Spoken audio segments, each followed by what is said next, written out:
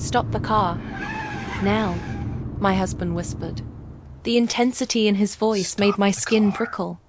We were cruising down Interstate 8 towards San Diego, just an hour from the California border checkpoint. I glanced at him, confused. His face had drained of color, and his eyes, usually warm and steady, darted nervously to the rearview mirror, then back to me. Double quotes, "Don, what's wrong?" I asked.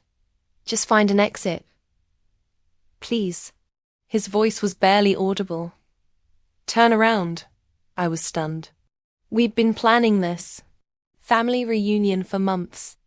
My parents had been oddly insistent about it, calling weekly, sending itineraries, even booking our hotel room as a gift, something they'd never done before. But I trusted Dan. In our 12 years of marriage, I'd never seen this look on his face. So without another question, I signaled, took the next exit, and pulled into a sun-baked gas station off the highway. That decision, to trust my husband's instinct over my family's expectations, saved us all. When I found out why, I never saw my parents the same way again. Let me back up. I'm Rebecca Mitchell. Everyone calls me Becky. I grew up in San Diego in what looked like a picture-perfect American family. My dad, Robert Collins, sold luxury real estate. My mom, Patricia, was the type of woman who volunteered at charity events mostly to network and be seen. And my younger sister Stephanie, well, she was their golden child. The plan for that weekend was simple. Leave Phoenix early, snacks in the back seat, coffee up front, drive 5 hours along the I-8, arrive in San Diego, hug relatives I hadn't seen in a while, and pretend to enjoy my mom's famous potato salad that somehow always tasted like obligation. It was supposed to be normal, borderline boring, which was honestly the goal. Our life in Phoenix had finally found its rhythm after years of chaos, much of it caused by my family dynamics. I was driving. I always do, partly because Dan brakes at the last possible second on highways, and mostly because motion sickness is one of my many talents. The kids were semi-conscious in the back seat. Emma, our 10-year-old, had her nose buried in a dog-eared copy of Percy Jackson. Tyler, 7, and Lily, 5, were sharing an iPad, their occasional whispered arguments, punctuated by the tinny sound of some cartoon superhero. All 3 kids wore matching neck pillows, bright blue with little stars, a road trip tradition I'd started when Emma was tiny. Little fragments of normalcy I desperately wanted them to remember someday. Not the tension that usually followed our visits to my parents' house. It was fine. Not magical, not miserable, just fine. Until Dan said those words. "Stop the car. Now." I didn't react at first. Or I did, but not in a real way. I laughed, that awkward half-chuckle you do when you think someone's kidding, but it's not funny enough for a real laugh. "Why?" I asked, glancing at the GPS. We were making good time. My mom had already texted twice asking for our ETA. Dan didn't answer right away. The Arizona desert stretched around us, saguaro cacti standing like silent sentinels under the relentless sun. Finally, he whispered, "Please, Becky, just turn around." That's when I knew it wasn't a joke. Dan doesn't do panic. His default settings are calm, and occasionally tired. This is a man who once calmly extinguished our kitchen curtains when they caught fire on Thanksgiving, while continuing to explain football rules to my dad. I've seen him get through a 36-hour labor, mine, with Lily, with less tension than he was showing now. So I took the exit before the Border Patrol checkpoint, pulled into a Chevron station just off the highway. The heat hit like a physical wall when I stopped the car. Instantly, the AC struggled, the dashboard thermometer reading 108. The moment we left the highway, Dan's shoulders lowered just a fraction. Not all the way, just enough to make it obvious he'd been bracing for something. "Okay," I said, turning in my seat to face him. "Want to tell me what's going on now?" He shook his head. "Just not here. Drive somewhere else." "Drive where?" "I don't know. Anywhere but towards San Diego." The kids were starting to notice. Emma had looked up from her book, her eyes moving between us, picking up on the undercurrent of tension like she always did. "Are we going the wrong way?" Tyler asked, suddenly alert. "We forgot something at home," I said automatically. "What?"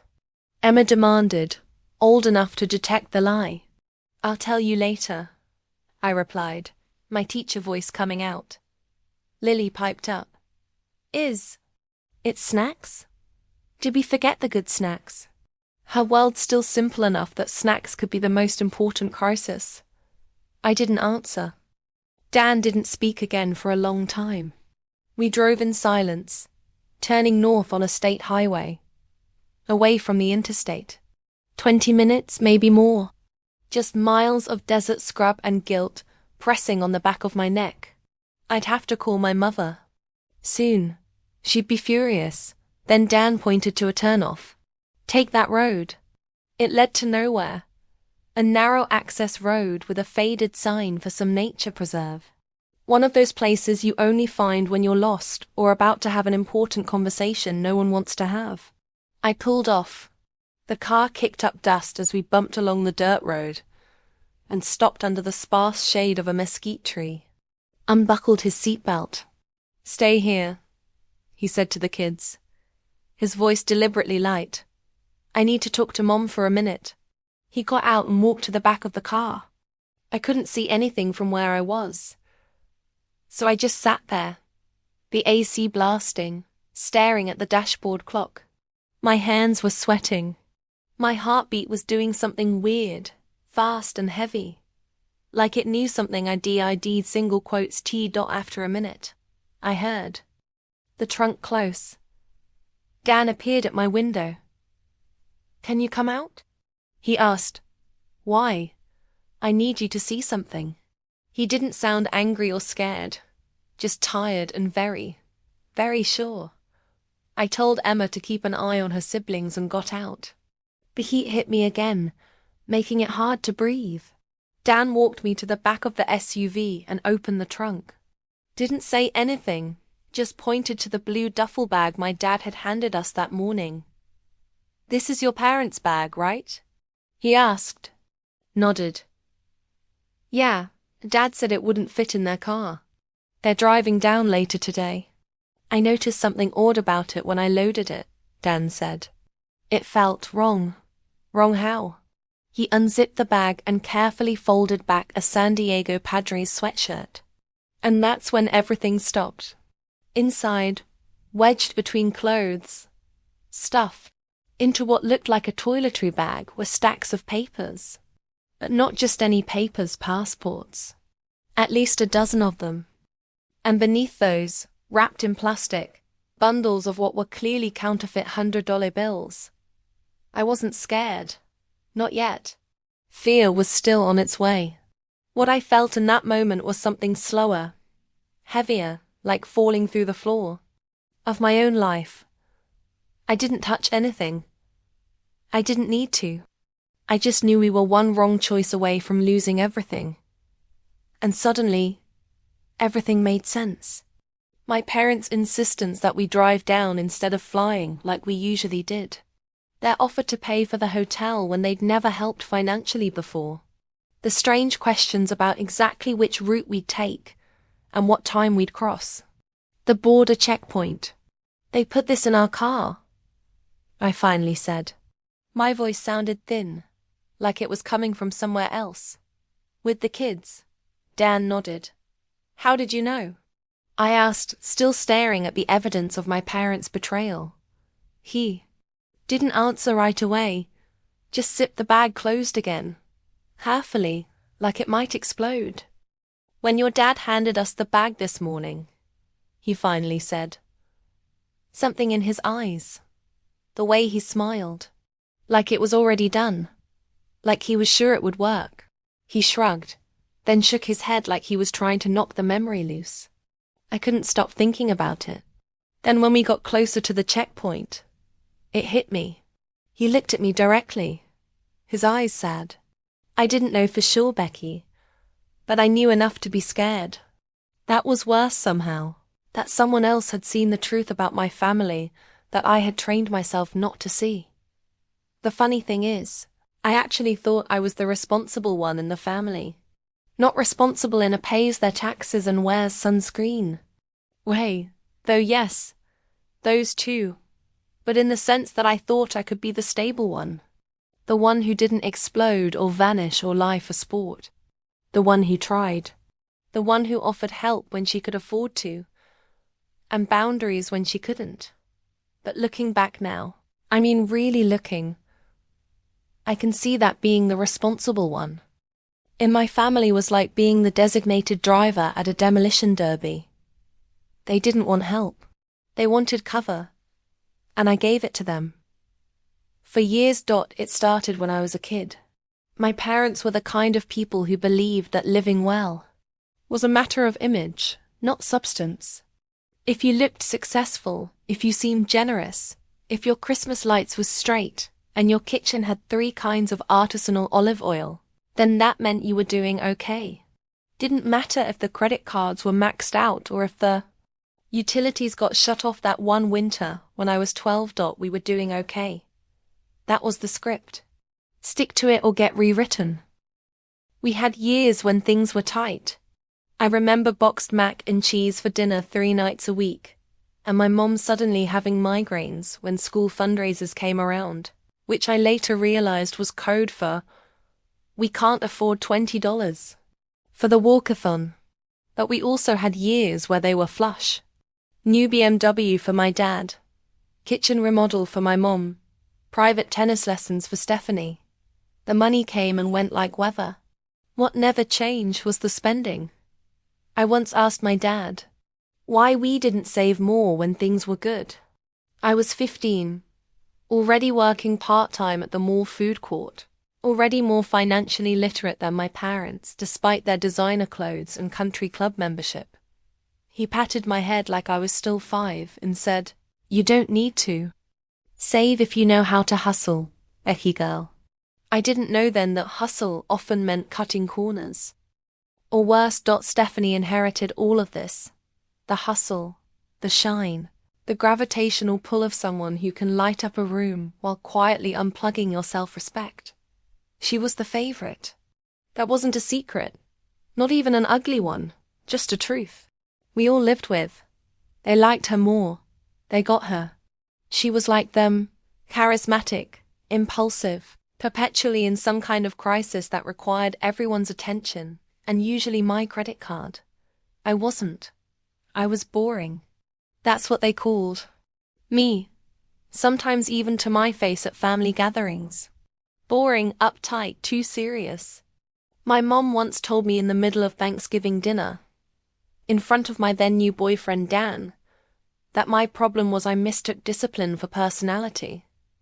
And the wild part? I believed them. Because when you grow up in that kind of house, you start to think the only way to earn love is to stay useful, to stay clean, to stay reasonable. So that's what I did. I became the responsible one. I got my teaching degree, married Dan, who worked in IT, and wore the same 5 shirts in rotation. Had kids on a timeline we could afford. Bought a modest house in a good school district. Started a college savings account for each child the day they were born.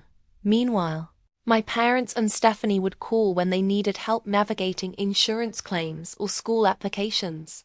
Or when my sister lost another job and someone needed to bridge the gap. I gave what I could. Not too much. Just enough to keep things from falling apart. Just enough to not be the bad guy. Even when they made it hurt. Even when they framed every no as selfishness. Still, I gave. Because they were my family. Because it felt easier than the alternative. And things changed. This was about 4 months before the trip. My sister's son, my nephew Jackson, was struggling. In school, bullied, they said. Not fitting in. Anxious. Withdrawn. They'd had him evaluated, and apparently some therapist recommended a smaller environment. There was a private school they'd found. Very exclusive. Very expensive, $26,000 a year. For elementary school. And in their words, life-changing. They couldn't afford it, obviously. But they'd managed to get him conditionally accepted if they put down a deposit. They just needed help. Just a little bit, $8,000. Just to lock it in. They'd pay me back, of course, when my dad's big deal went through. My stomach sank the moment the words left my mother's mouth over our monthly family dinner. It wasn't that I didn't care. I did. That's the worst part. I liked Jackson. I wanted good things for him. But I also knew this pattern. I knew how it started. And I knew how it ended. I said no. I said it gently, like you'd say it to someone holding a glass knife. I can't pay for private school, I explained. We have 3 kids of our own. We don't do private school. We're putting everything extra into their college funds. I'm sorry. They didn't yell. They just went quiet. Cold. My mom dabbed her mouth with her napkin and said, "Of course. I forgot. You have rules." And then we didn't speak for a while. A record silence. 6 weeks. Until the reunion came up. Suddenly, everything was cheerful again. They were thrilled to see us. They'd figured things out. The school. The reunion. The drive. It was all working out. I didn't ask how. I told myself it wasn't my business. They asked if we'd be willing to take an extra bag in our car. Their car was too full with all the reunion supplies. And we had the roomy SUV. Sure, I said. Just let me know. That was a few days before the trip. Then the morning we were leaving, as we were packing up the car, my dad handed me the blue duffel. "Won't fit in ours," he said, smiling broadly. "Just this one." I took it without thinking. Just tossed it in with our luggage and the kids' backpacks and a cooler full of juice boxes and string cheese. Didn't even unzip it. Didn't wonder why they were so relaxed all of a sudden. Didn't stop to ask why the people who were struggling to pay for school, groceries, gas, and who guilt-tripped me for not helping, were suddenly fine. They smiled as we backed out of the driveway, waved like they didn't have a care in the world. My mom actually blew kisses to the kids. And I remember thinking, just for a second, weird. They seemed really happy for once. I didn't think much of it at the time. Just another bag. Just another trip. Just another family mess I didn't want to get dragged into. Maybe I should have asked more questions. Maybe I was too naive. Or maybe I just wanted, for once, to believe that things could be simple with them. I turned around and walked slowly back to the driver's seat, got in, closed the door, sat there for a minute, letting the heat soak through the windshield while my hand shook on the steering wheel. I felt sick. What do we do now? I asked Dan when he got back in. Call the police? He shook his head. And tell them what? That we were unknowingly transporting counterfeit money. That your parents set us up. Maybe. But first, I think we need to get as far away from this situation as possible. What about the bag? We'll return it to your parents' house when we're sure they're not there. I started the car and drove. The kids didn't ask this time. They were deep in their own worlds again. Emma reading, the little ones watching their show. They'd forgotten about San Diego, about Aunt Stephanie and Cousin Jackson, and the little surprise gift bags I'd secretly packed for the reunion. We drove for a while, highway, side roads. Directionless. My phone started buzzing. First it was my mom, then my dad, then again. Text messages started coming in. Where are you? Something wrong with the GPS? Becky, call me. Getting worried. Did you have car trouble? Should we send someone? I didn't answer. Neither did Dan. We didn't need to. We already knew what they really meant. Where's our bag? What happened? Did you get caught? We didn't answer. Just kept driving, the screen lighting up every few minutes like a tiny alarm. Eventually, we turned off toward their house in Loyola. It was almost automatic, like we were on rails. We didn't talk about it. We just both knew what had to happen. Pulled into their driveway and parked. The perfectly manicured lawn gleamed under the sprinklers despite California's perpetual drought. The Spanish-style house, too big for 2 people, looked empty. They would have left for the reunion venue by now. To set up. Dan got out first, walked around to the trunk. I followed. We didn't say anything. I reached for the terracotta pot by the front door. Found the hider key. Still in the same place it had always been, tucked into a little magnetic box. Some things never change. He opened the front door. We walked inside. The air smelled like expensive candles and fresh flowers.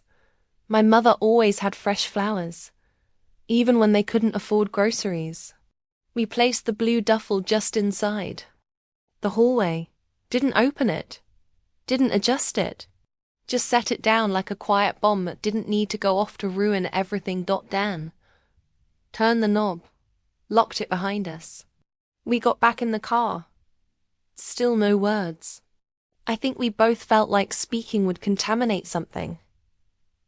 Later that day, after we got home and the kids were asleep, and the house was still, I answered the phone. It was my mother. Her voice was bright, fake, like this was a call about brunch plans. Oh, honey, we were so worried. We didn't know what happened. You just disappeared from the GPS tracking. The GPS tracking. Of course they were tracking our location. I didn't say anything. Is everything okay? Still nothing from me. Where's our bag, Rebecca? I let that hang for a second. Then I said, we dropped it off at your house. A pause. If it was that important, I added, maybe you should have taken it yourself. Her voice didn't change, but I heard it. That flicker of recognition that told me she knew exactly what I meant, and that I knew exactly what she'd done. She didn't say anything. Neither did I. And then I said, we're done, Mom. Don't call again. I hung up, that was it. No screaming. No final speech. Just a line drawn and a door shut. And that should have been the end. But it wasn't. Not yet. They showed up on a Wednesday. No warning, no text, just the doorbell ringing like they were dropping off cookies instead of guilt. I knew it was them before I even checked the security camera. There's a kind of pressure that comes through. A front door, like a bad smell or static in the air, especially when it's people who think they've done nothing wrong. I opened the door just enough to step outside and shut it firmly behind me. My parents were standing there like they hadn't just tried to blow up my life with a smile and a duffel bag. My mom gave me a tight, practiced grin, the kind that's supposed to look warm, but doesn't reach the eyes. She was wearing white linen, pants and turquoise jewelry, her casual, expensive look. We wanted to check in, she said, like we were in a group chat and I just missed a brunch invite. My dad added, we thought maybe we could clear the air. He looked older than I remembered, the Arizona sun harsh on his face. I said nothing, just crossed my arms and waited. 3 houses down, a sprinkler system kicked on. The neighborhood was quiet otherwise, most people at work, kids at school. Just us and our secrets on the front porch. My mom hesitated, then said, we didn't realize how much you understood. There it was, the tell. They knew I knew. They just didn't know how much I'd let myself believe. I tilted my head. You mean the bag? The counterfeit money? The fake passports? Neither. of them answered, which was answer enough. You put it in our trunk, I said, with your grandchildren in the back seat. My mom swallowed. Her throat worked beneath her expensive gold necklace. We didn't think it would be a big deal, she said, her voice deliberately soothing. It wasn't going to be anything dangerous. Just something to help with the debt, my dad said, trying to keep his voice even. That's all. We've had some setbacks. The market's been brutal. We were desperate, my mom added, her hand fluttering. To her chest dramatically. You wouldn't help with Jackson's school. There it was again, the fallback excuse. The one-size-fits-all defense. You wouldn't help. Like this was just a response to my lack of generosity.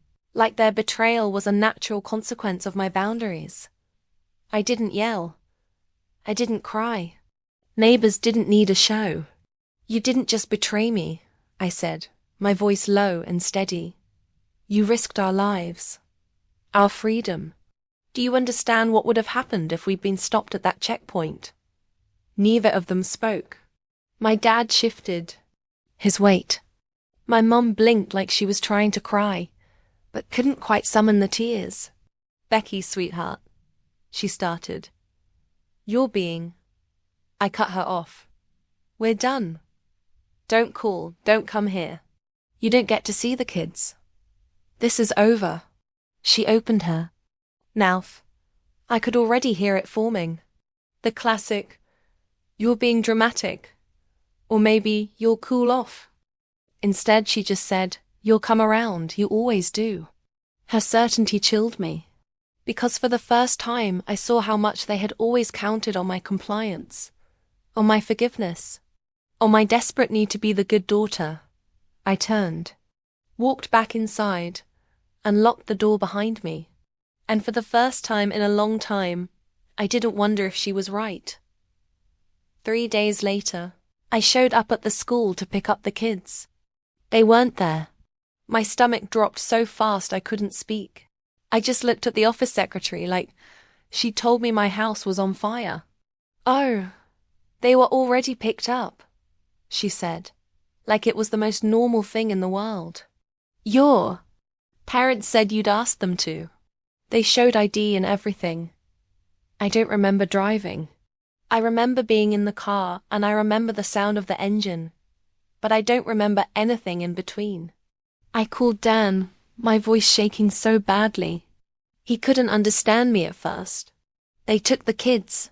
I finally managed to say my parents. From school.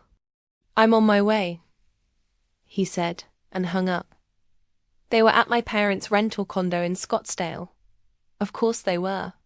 Inside, it looked like a birthday party had detonated. Toys, candy, balloons, a whole Lego Death Star set that cost more than our monthly grocery budget. The kids were glowing, sugar high, clutching new things and laughing like this was Disneyland. My parents were acting like this was all normal. My mom was slicing cake. My dad was on the floor building something that beeped and flashed. It was surreal. Like walking into a parallel universe where they were the kind of grandparents who cared. More about giving than taking. Only they weren't, and this wasn't love. This was strategy, emotional bribery, weaponized affection. They'd never spoiled the kids before. Not like this, not ever. But suddenly, after we cut them off, suddenly there's Santa Claus with a debit card. I stood there for a second, trying to remember what it felt like to give someone the benefit of the doubt. I couldn't. We're leaving, I said, my voice cutting. Through the chaos. The kids whined in unison. But why? Grandma said we could stay for dinner. She's making spaghetti. We're leaving. Now. They didn't understand. Of course they didn't. How could they? They were being told yes by people who'd spent their lives saying no. And they liked it. It was easy to like. Can we keep the toys?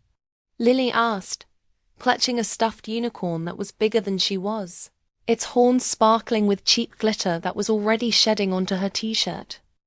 I hesitated just for a second. Then I said yes, because taking the toys away would make me the villain, and I wasn't giving my parents that win. As we headed out, my mom called after me, sing-songy and soft. "They'll come back to us, Becky. They always do." She said it like it was a fact. She said it like a promise. She said it like she still thought she could win. That night, I didn't wait for some magical sign or emotional breakdown. I just sat down on the bed, looked at Dan and said, "We have to leave Arizona." He didn't ask why. He didn't need to. "I don't want them near the kids, not at school, not at the grocery store, not down the block pretending to be harmless." He nodded slowly, like he'd already been halfway to the same place. "You mentioned Tennessee before," I said. "Your company has an office in Nashville. Your parents live in Franklin." His parents, kind, normal people who baked actual cookies instead of guilt trips, who offered help without strings. "I wasn't ready then," I said. "I am now." Dan nodded again. "The transfer is still on the table. They've been asking me to help set up the new office." "Good," I said. "Let's take it." No drama, no hesitation, just the quiet decision to burn the bridge and never look back. I didn't need revenge. I needed distance and a clean start somewhere they couldn't reach us. Fast forward 6 months. We were in Tennessee. The rolling hills were beautiful, so different from the stark desert we'd left behind. The air smelled like green things and fresh starts. The kids were in new schools. Emma had joined the school band, playing flute. Tyler was on a soccer team. Lily had made a best friend next door, a little girl with braids and a pet rabbit that sometimes visited our yard. Dan's parents, warm, grounded, drama-free, lived 20 minutes away and actually wanted to help. The kind of help that didn't come with expectation or demands. The kind of help I still struggled to accept, because I kept waiting for the bill to arrive. We didn't tell my family where we went. We blocked numbers, disappeared, not in the dramatic, storming off to find yourself kind of way, but in the we deserve peace kind of way. Like going no contact was a prescription for a condition we've been treating with the wrong medication for years. I changed my email, got a new phone number, deleted social media. Dan did the same. The only people who knew where we'd gone were his parents and my closest friend from college, who'd never liked my parents anyway. One day, about a month after we moved, my old email account, the one I kept active but rarely checked, showed a message from an unknown address. The subject line said, "Please tell me you're okay." It was from my cousin Jennifer, one I barely spoke to but had always liked. Her message was brief. "Hey, your mom says she doesn't know where you are. She's really upset. Said you just cut off contact. I don't know what's going on, but family matters. Just let someone know you're alive, okay?" I stared at it for a long time. Then I deleted it without responding. 2 weeks later, another email arrived. This one from my father's sister. "Robert and Patricia are worried sick. Whatever happened, surely you can work it out. These are your parents, Rebecca. Think of what this is doing to them. Delete. The messages came less frequently after that. One from a high school friend. Another from my old neighbor. By then, I understood the pattern. My parents were mobilizing their network, creating their narrative. Poor them, abandoned by their ungrateful daughter. No mention of what they'd done, of course. Just the outcome, not the cause. I didn't respond to any of them, because by then, the only thing I cared about was this. We were safe. We were free. We didn't disappear. We escaped. It was about 6 months after the move when the final email arrived. This one from my sister. Subject line: "Emergency. Please read." I stared at it for a while. I thought about deleting it unread. I thought about marking it as spam. Instead, I opened it. It was long, frantic, poorly punctuated. The gist? Our parents had been arrested. This time, not for trying to use us as unwitting mules, though that was still part of it, but for actually doing the thing themselves. Driven to Mexico with a car full of cash, real and counterfeit, planning to return with something more valuable. They were caught at the border crossing coming back. Border Patrol found the money, fake IDs, and the beginnings of what looked like a larger operation. They were in serious trouble. Federal charges. The email ended with a plea. They need help.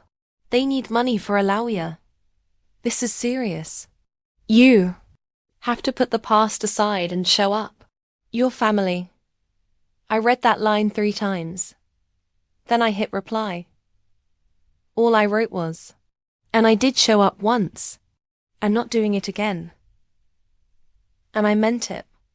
I didn't hear anything else for a while. I didn't need to. But eventually, word found its way back to me, as it always does. Cousins talk, family trees have rot, but the roots are deep. My parents were charged with multiple federal offenses: counterfeiting, identity fraud, money laundering. They took a plea deal, 4 years each. Not life-changing, but not nothing either. Enough time to sit with what they'd done, if they were capable of that. Which honestly, I doubt. The part of me that used to flinch when people mentioned second chances is quiet now. We have a life here. It's not perfect, but it's ours. The kids laugh more. Dan sleeps better. And I haven't had to translate guilt into silence in a very long time. Sometimes I still wake up in the middle of the night, heart pounding, thinking about what could have happened if Dan hadn't noticed something wrong with that bag. If we'd been stopped at the checkpoint. If our children had watched their parents being handcuffed, questioned, maybe even arrested because of my parents' hustle. I'm learning that family isn't just who you're born to. It's who sees you clearly and loves you anyway. It's who respects your boundaries. It's who shows up without an agenda. Our kids miss their grandparents sometimes, especially Lily, who's still young enough to be confused by it all. We've told them, in age-appropriate ways, that sometimes adults make bad choices and need time to learn from them. That we moved because we needed a fresh start. That family is important, but so is safety. I still have days where I second-guess everything, where I wonder if I'm the villain in someone else's story. But then I remember my mother's words. You'll come around, you always do. And I remind myself that this wasn't a tantrum or an overreaction. This was self-preservation. And as for the rest of it, I don't regret the boundary, not for a second. But you tell me, did I go too far or not far enough? Let me know in the comments. And if you're new here, hit subscribe for more real-life stories every Wednesday.